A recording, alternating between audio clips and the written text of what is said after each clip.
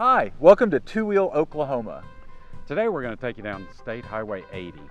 Beautiful twisty highway that's going to take us by a state park, a lodge overlooking the lake, baby buffalo, magicians, the lost city, monks living in their little monkery.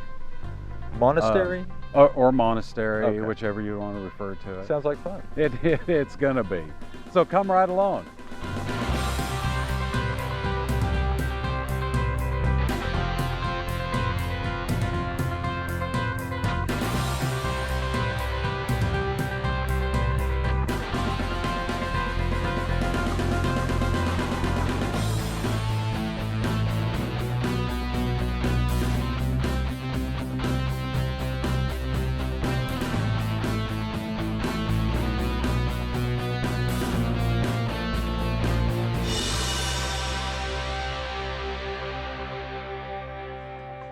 Cherokee County, that's where we headed this time. A very beautiful part of the state, in my opinion. And we went touring along looking for Lost City, which is near Hulbert. Hulbert, you might recall, used to be one of the most notorious speed traps in America. They've straightened their act up, though. I've been trucking across this country, and it's been a long, hard ride. Now I'm 14 hours from Tulsa, with my sweetheart on my mind. 14 hours from Tulsa, 12 if I make good time. Oh, got the cop here. A cop in Hulbert, imagine that. Highway 80 intersects Highway 51 at Hulbert and goes along the west side of Fort Gibson Lake, and it's a really, really nice road. So we decided to set up our base camp at the Sequoyah State Park. And the park is located on 51, about midway between Hulbert and Wagner. It's a pretty good sized park. The whole thing sits out into the lake, into Fort Gibson Lake. They've got golf, RV setups there, the lodge, all the cabins, tennis courts. 14 hours from Tulsa, 12 if I make good time. I can't hardly wait until I can see that gal of mine. When we got there, we had to stop at the playground. You know, I mean, I'm a sucker for a big swing set.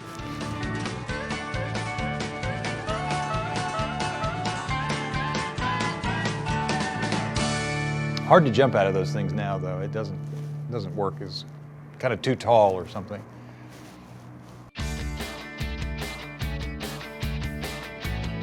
Now we decided to stay in one of the cabins when we came here. Yeah, they're nice. And we just as easily could have stayed here in the lodge. And they also have this cool area out by the pool called the Cabana. And so it's a pretty big place, and it's a fun place for families, and there's a lot of stuff to do here. And right overlooking the lake. Absolutely. Beautiful. We got unpacked and we were running a little bit late, and I really, really wanted to go find Lost City. So we loaded up, headed out, and went touring down Lost City Road. Because I figured, you know, if there really is a place called Lost City, that would probably be a good place to find it.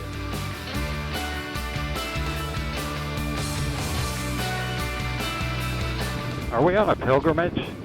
Yeah, maybe so. I didn't think about it that way, but yeah.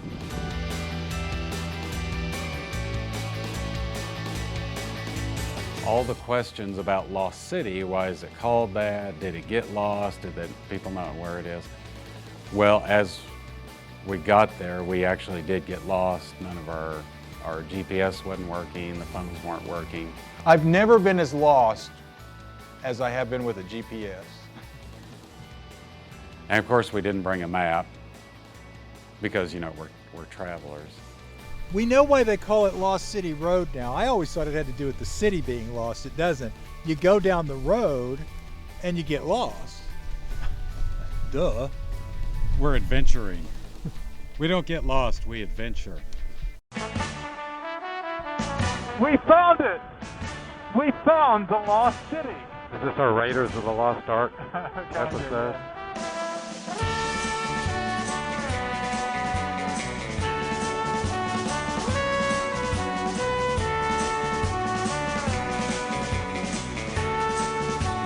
So after spending about a half hour in Lost City, being lost, we wander around on these gravel roads with all the dust and come across Lost City Magic.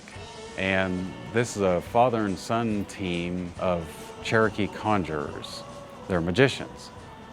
We've done magic our entire lives, and as we got bored, we'd sit there and do magic tricks with each other and try to stump each other. And he'd do something and try to fool me, and I'd do something to try to fool him. And finally, we just decided, why don't we just go professional instead of doing this as a hobby? Right, right.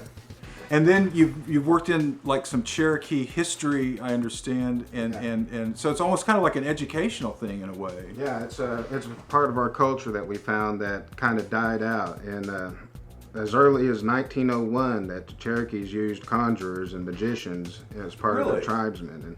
And it finally died. It died and went away. And we, researching our heritage, we found that, and we thought, well, we're magicians, and there's this. Let's bring it back and try to incorporate as much as we learned from it. So right off the bat, these guys impressed me by making wasp appear. Wasps. I don't know what the plural is. Whole handful of wasp. Right there in the middle of this guy's house, he makes these wasps appear out of his hands. Wasps are gone. Very good. I don't even like wasps, let alone having to hold a lot of them in my hands. So now we've got wasps flying all over the room, and he goes and gathers them up with his hands and releases them outside. This is a member of one of the artifacts from our museum, and this is a unicorn's horn.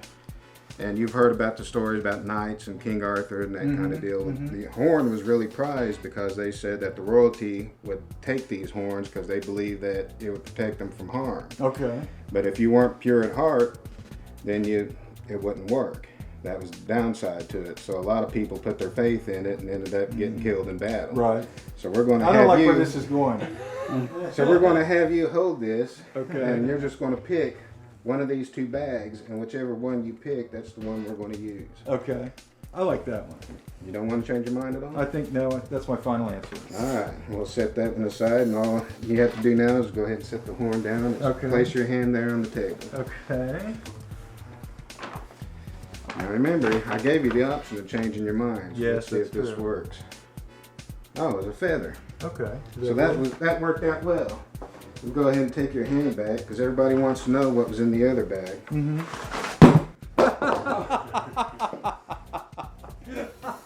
It was really fun. Their show was, you know, like a little bit of comedy, a little magic, a little sleight of hand card trick stuff, you know, and then even a little of this sort of like sideshow stuff with their Cherokee mermaid and some of these, you know, kind of funny little critters and that type of thing that they were telling stories with. It was kind of cool though. I enjoyed it. I thought it was a lot of fun.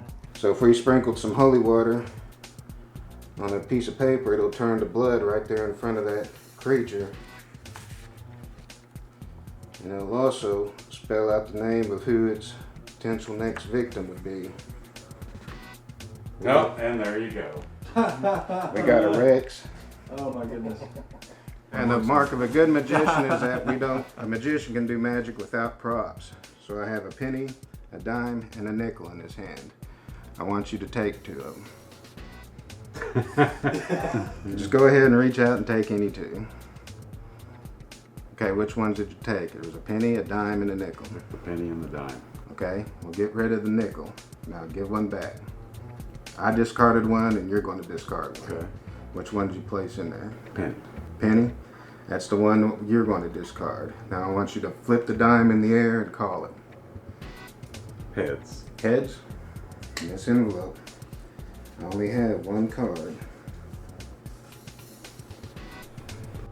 Oh, jeez. Get out of my head.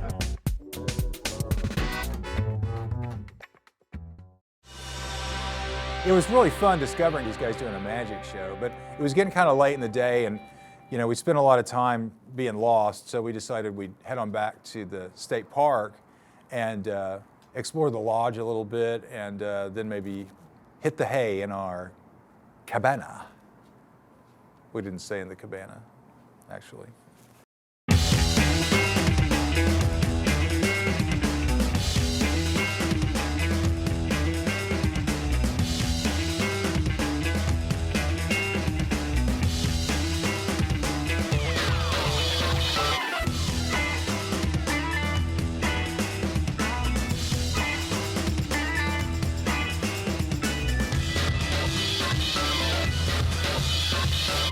Well, we came back through the lodge and we found Tina McCarter that says she can answer some of our questions. I can try. Some of the basic ones are when was the lodge built? And we had always known this as Western Hills, and we get here and it's Sequoyah Lodge, yes. Okay. The lodge was actually built in 1956 as Sequoyah Lodge.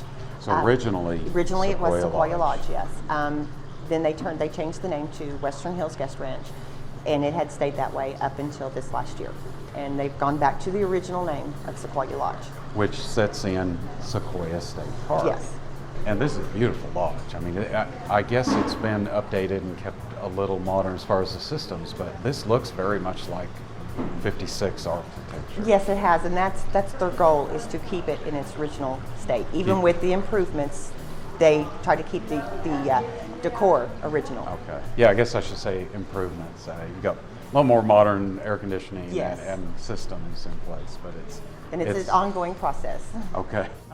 It's in great shape, and it's got that classic state lodge sort of look with the crab orchard sandstone, and the rooms are very kind of Western, and they even had like a special governor's suite and Miss Kitty's room, which kind of like takes the whole Western thing maybe a bit too far. If you're seizure prone, you might stay out of the Miss Kitty suite. It's a little loud. There's a lot going on. The governor's suite, very 70s. Made me want to fire up a cigar and have a martini.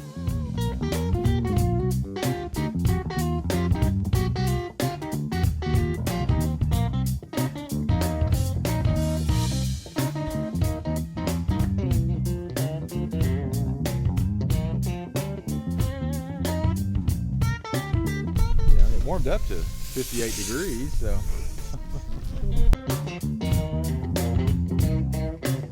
So we decided to call it a night and turn in early because everybody wanted to go to brunch the next morning at like 10 o'clock.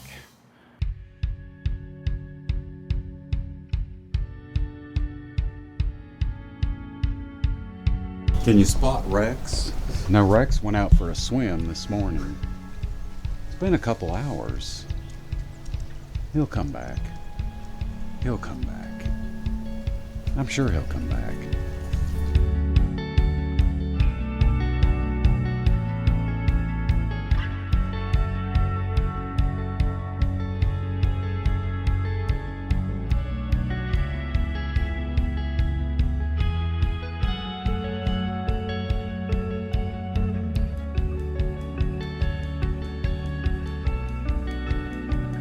So the next morning we got up, we had an early morning because we had to be at brunch by 10.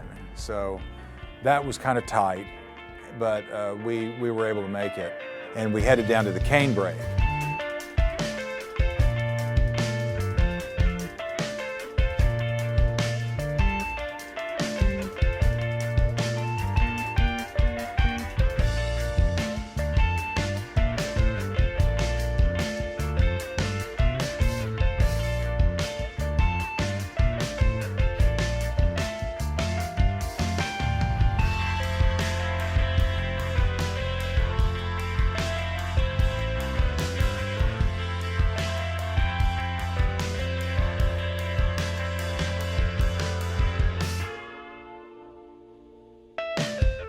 So we pulled up to the Canebrake, and it's a really interesting place. It started out as the yoga barn, and the restaurant serves a Sunday brunch that is world-renowned in these parts, and everybody said, you've got to try it, so we did.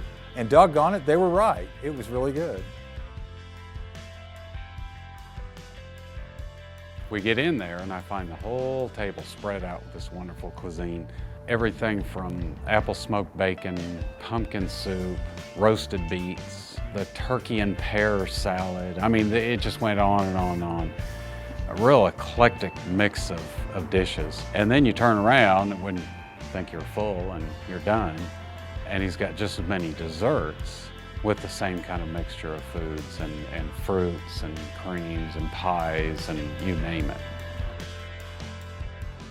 We've talked Sam Bracken, the owner, one of the owners, into taking a short break and sitting down with me and telling me a little more about this. Tell me everybody else some of the foods, types. I guess you grow a lot of it around here. Sure. We have a small garden. We have about an eighth of an acre garden here at the Canebrake, and we grow almost all of our own herbs throughout the season.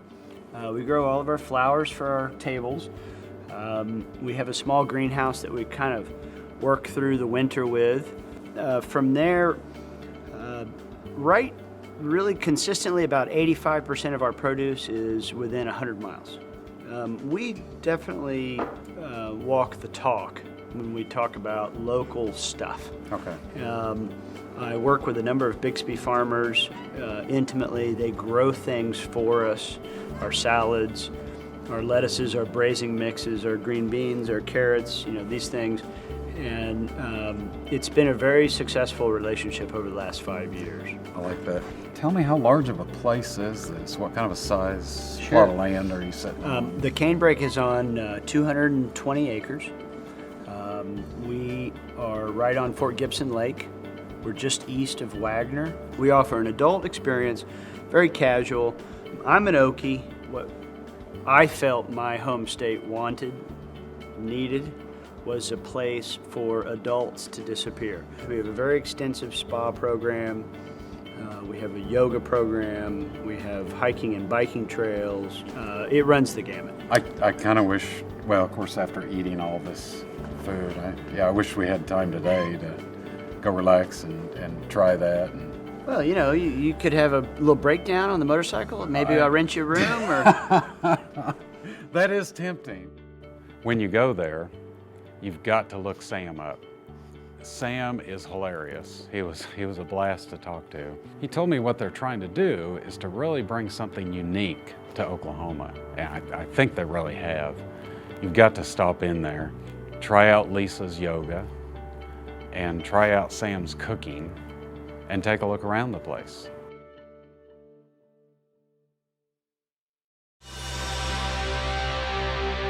So we'd heard about this monastery nearby, and we happened to mention that to Sam, and he said they actually buy some of their lamb and cheese that they serve there at the Canebrake comes from Clear Creek Monastery. So we headed on down the road, headed for the monastery.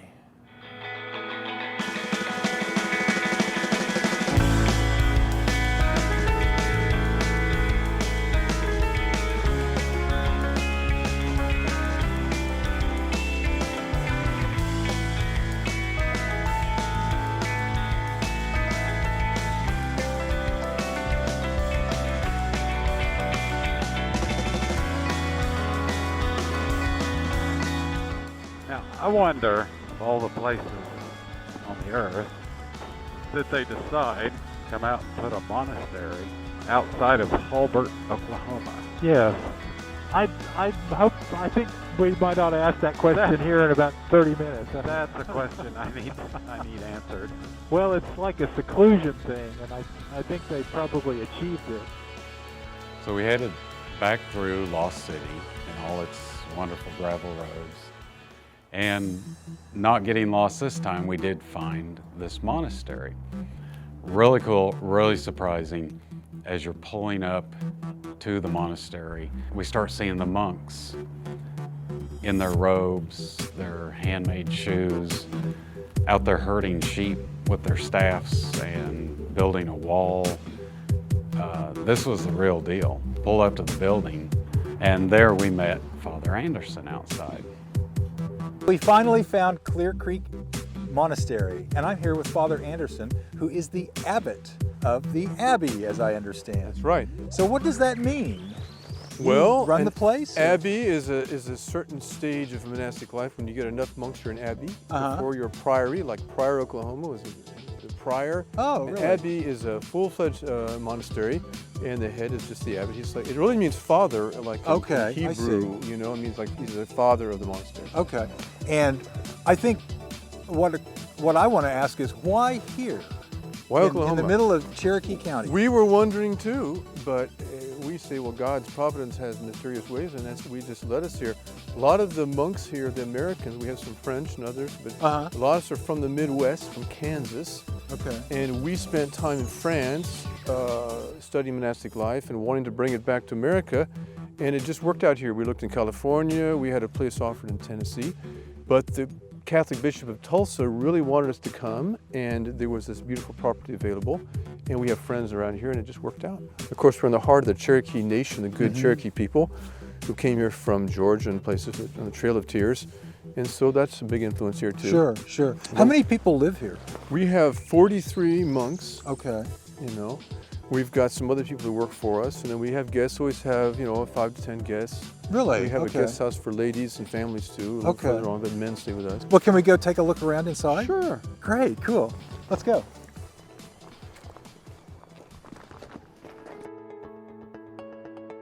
So Father Anderson takes us on the full tour. We even got to see the few places that I guess the normal public doesn't ever see. I thought the dining hall was very interesting. The monks take their meals there each day, and guests are welcome to if they're male. You can eat with the monks and even stay there. Women and families can stay in a guest house that's there on the property also. But if you want to eat with them, it's boys only. Now, how self-sufficient is the monastery, food-wise and that type of thing? Well, we like to be totally self-sufficient. Who wouldn't, Really? you know? But we do quite a bit. We grow our own vegetables, have our own fruit. We make our own shoes, make our Really? own clothing. We have sheep, of course, that provide some meat. We have a lot of milk products, eat a lot of milk. We have dairy cows, Jersey Okay. cows. We make a wonderful cheese. It's very, very, we can't make enough sold before we even get it to any stores. Oh, really? It's a very popular item. We have a Okay. monk from Wisconsin who's done this all his life Of and course. just knows the trade. So we are pretty self-sufficient, you know, Wow. as much as possible.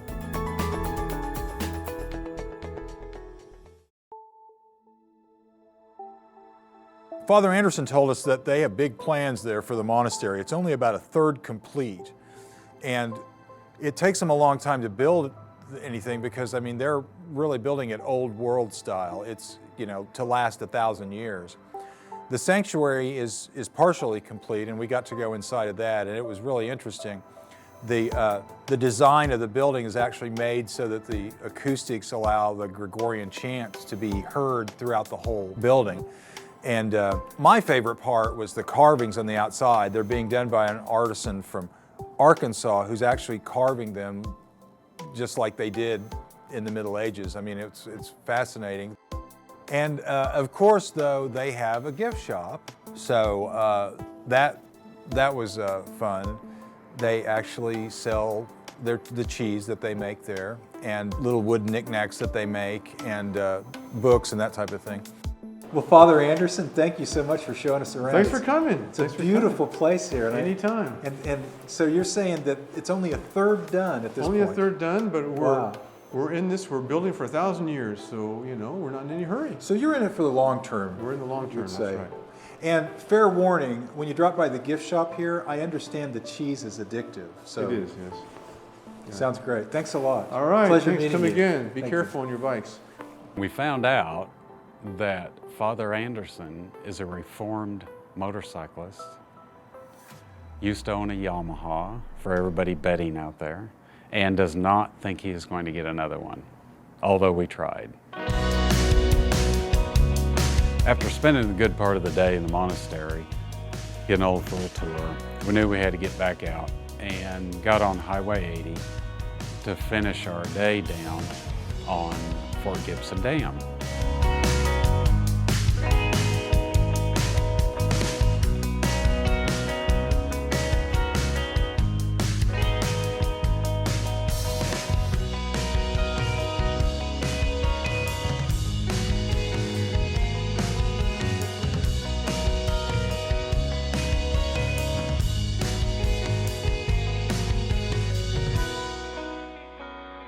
We're ending the day in front of Fort Gibson Dam, and we've had a beautiful day running down Highway 80. We've seen some really spectacular things along the way. This has been a really great day. I enjoyed the monastery a lot, and the great food over at the Canebrake. Right. The magic show. Yeah, the magic show was very cool. I mean, it's been a blast. So, highly recommend this highway and all these things we found along the way. Thanks for watching. We'll see you next time.